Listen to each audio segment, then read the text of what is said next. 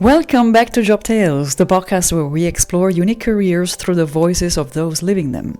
I am Laura Leoncini, and in each episode we take you behind the scenes of a profession you might not know much about or thought you knew.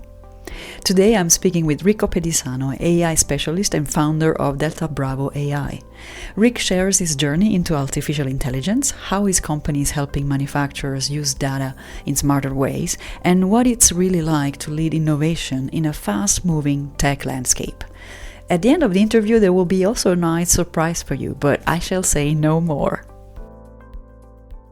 And we're on. Thank you, Rick, for being my guest at Job Tales. I am happy to have you.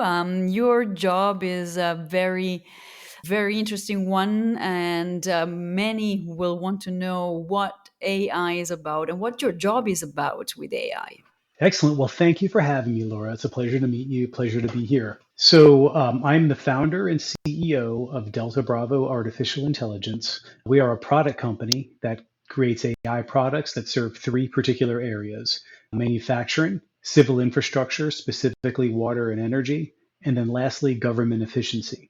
So, when we think about what AI in today's world is doing, it's not necessarily things that people can't do. It's just that AI can do it faster. So in the example with manufacturing, there are people that can put together predictive models and be able to understand potentially the what could happen next in an industrial process. But can they do it all the time the right way across 30, 40 different assembly lines or plants worldwide at the same time? And so what we're doing in manufacturing with AI is taking data from all around the process to help people that are in the process understand what's happening and make better decisions faster. So could they do this all on their own, maybe with a larger team? Potentially. But what we're doing with AI is making it happen a lot faster and happen in a way that's got a higher probability of success. Okay, so and the role of AI in this is it because AI does learn as it goes, right? So it's inputting data about, for example, that manufacturing process in particular, and then getting smarter over time, or is it a different process? So that's correct, but it all starts with how you train it. And so, the Okay. same way that you would train a normal brain or a child, you have to give it examples of good behavior and examples of bad behavior. Okay. So, when you're looking at training an AI to do something the way that a human would, you have to help it understand context, right? So, what is this data that I'm looking at? What do I do with it? How do I use this correctly? How do I use it incorrectly? What are the consequences of using it correctly? What are the consequences of using it incorrectly? So, in a way, like having a small child that you say, don't touch the stove is hot. um, the AI needs to have that stimulus of putting its hand close to the stove, feeling the temperature rise, feeling that fear inside them, and then also being able to see the example of, I don't know, maybe a disobedient brother or sister that touched it before and burned themselves. So once the AI has all of that context and has those examples of good behavior and bad behavior, then at that point it's trained and it can start to learn and use real-time data. I see. So, in your specific case, like, what is your job with the company that hires you to do, for example, in the manufacturing process? What do you do with AI? So companies specifically in manufacturing are facing some real challenges that are creating a ton of opportunity for AI. So specifically, the manufacturing space is losing a lot of people that are aging out, new people that are coming in that are younger and learn in different ways than their older predecessors. And so what's happening now is that these younger people are coming in and they're not really connecting with these old ways of learning. And the result of that is that they're not really doing the job as well as they could. And when they don't do the job as well, they make poor decisions. And then ultimately that results in poor quality products. That results in a less profitable manufacturing environment. So if we can take AI and kind of bridge that gap from the older tribal knowledge, the folks that have worked there for 20, 30 years that know everything. And if we can bridge that gap between their knowledge base and the knowledge base of a new generation of learners, that's really what we're focused on. So we'll come in and we'll understand the manufacturing process. We'll take a look at what data is collected from the plant floor through quality, through operations, even into inventory and supply chain. And we'll put all that data together in a way that makes operators aware in real time of what they should be focused on, any sort of scenarios that may be different than the way they should be, and then what to do to bring those scenarios back into, I guess you could say, back into center line, back into where they need to be. A lot of what we do in manufacturing is we help to minimize process variation. And we do that a couple of different ways. One way we do it is through predictive modeling. People say, do we see it? Do we forecast or predict any sort of process variation? And then coming back to the operator with an AI-based recommendation that says, we forecast this process variation. Here's what's going to cause it. And here's what you should do to avoid that process variation from happening and making sure that you make better quality, higher quality materials. Fascinating. As you're talking, I'm thinking, do you need to be a computer geek or a programmer in order to work with AI? It depends on the context. So when you think about these more complex machine learning scenarios that we tend to get involved in, then yeah, you're going to have a pretty robust technical skill set. Now, when you think about things that are a little bit higher level, you can get into use cases that could apply chat GPT type technology, where you're bringing documents together to help people understand context that could apply across two or three complex documents. And that's really more along the lines of how you think about things as opposed to your technical skill set. So I'm sure that you've gotten onto chat GPT and done some creative prompting, and all of a sudden you find yourself 5 or 6 or 10 prompts into it, and you're really understanding things in a way that you hadn't before. One area that we see a lot of this in is operator education. So when you onboard a new employee and you're able to use these LLM technologies like a ChatGPT Mm. or like a Claude, and you can create individualized learning paths for that person. So, for example, you have 1,000-page user operator document. If you say, explain this to me in a way that me as a baseball fan can better connect with, and then it breaks it down and says, well, this is just like throwing a strike, or this is just like going into extra innings. You see what I Mhm. mean? There's Yeah. ways where those types of technologies, you don't need to be a hardcore machine learning person or a hardcore data person. You just need to be creative in how you use the tools that are there. So it really depends on what you want to do. But I think that AI has progressed to the point now where creative people can use these things that they don't have to be technical. They can use the tools out there to produce some really awesome things to help really change the work experience and change their own experience in what they do at home.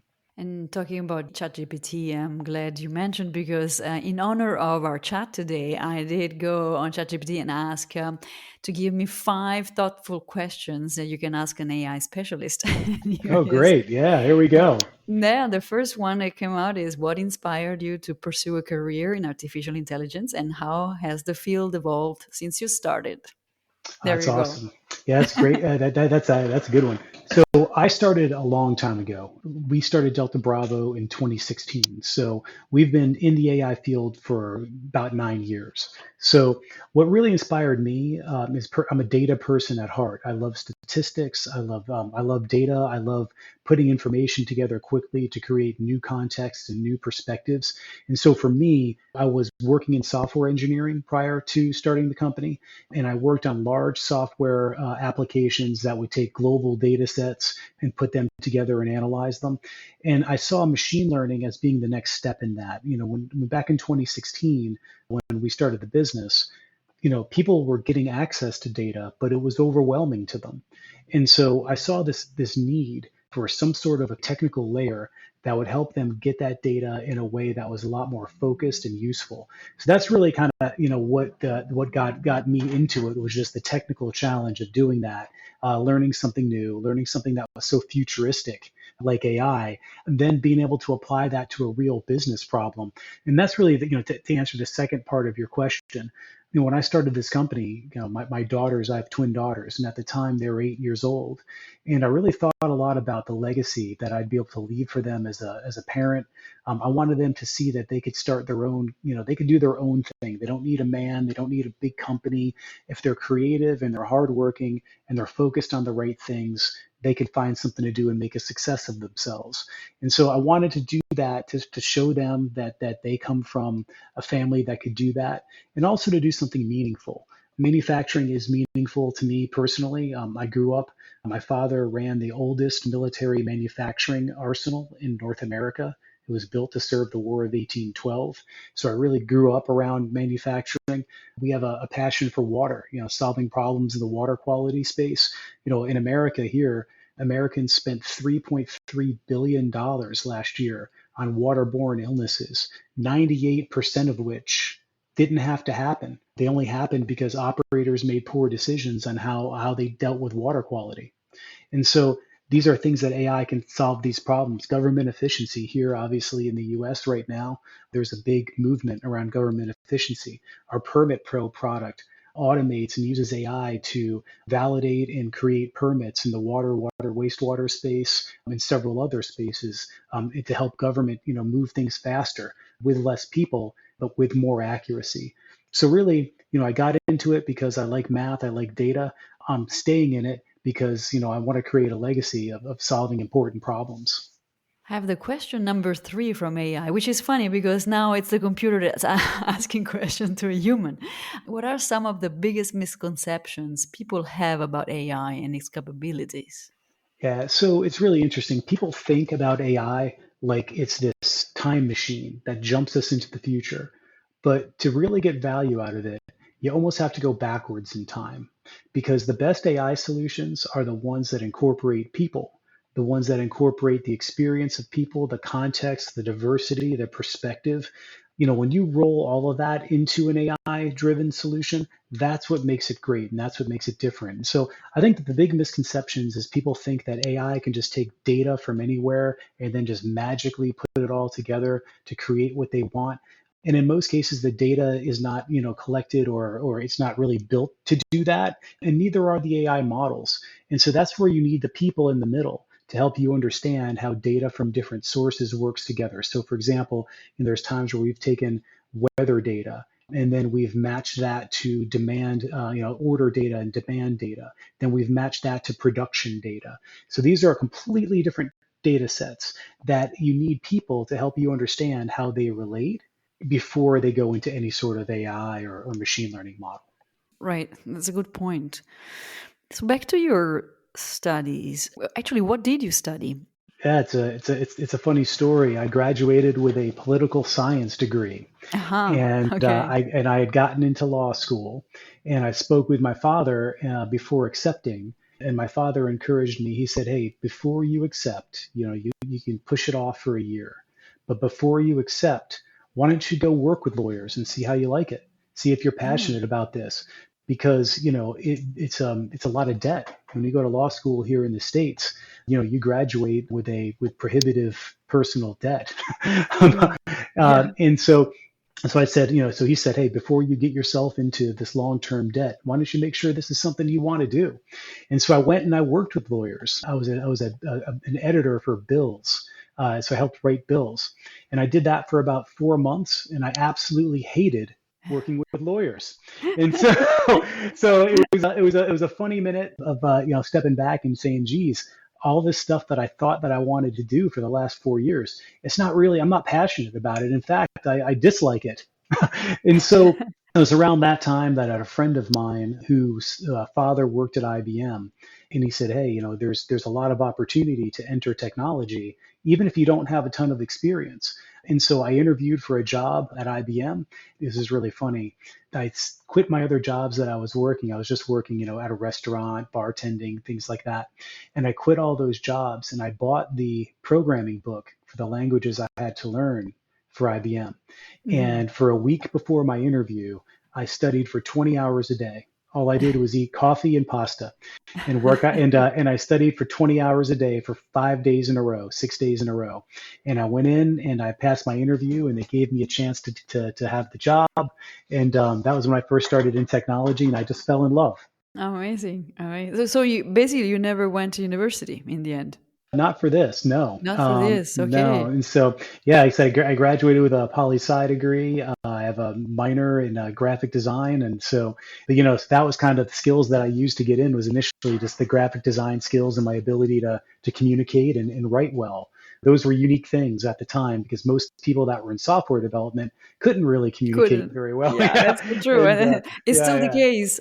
Yeah. And so, and that's, and that's, that's really what I love about my job is that I'm able to go in and communicate with people about how their business works. I can communicate with them about what's important to them every day, but I've got the mathematic and programmatic background to help them understand how to solve these problems technically.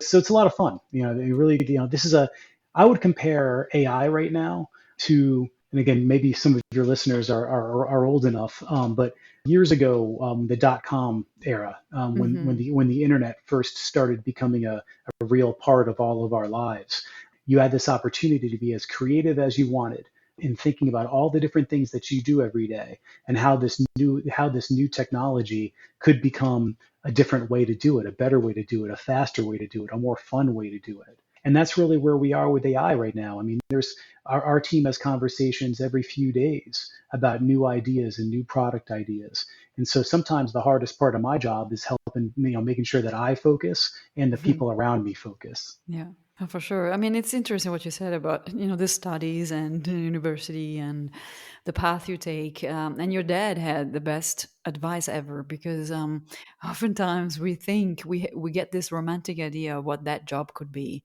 as a doctor, as an engineer, or hairdresser, I don't know, whichever. And then oftentimes parents, at least my parents as well, they were, guiding me through university. They say, okay, you gotta have a degree and then you'll figure it out. But if I had listened maybe to your dad, I would have probably maybe chosen something concrete and practical to see first if I like it or not. So the academic path is not always the path for everyone, and skills can be gathered and improved and learned in so many different ways and more practical ways than just university, which can stay quite theoretical. So it is great. So actually, talking about university and skills, can you identify a few skills that you think, according to your experience, are important for this job? So for this job, I would say the most important skill is understanding the process of the people you seek to help. The technology is changing very quickly, and it's important to understand the basics of how the technology works, using things like Python coding, getting into understanding how LLMs work, getting into things like model context protocol. These are all technical things that are really interesting, and they're good baseline things for you to understand.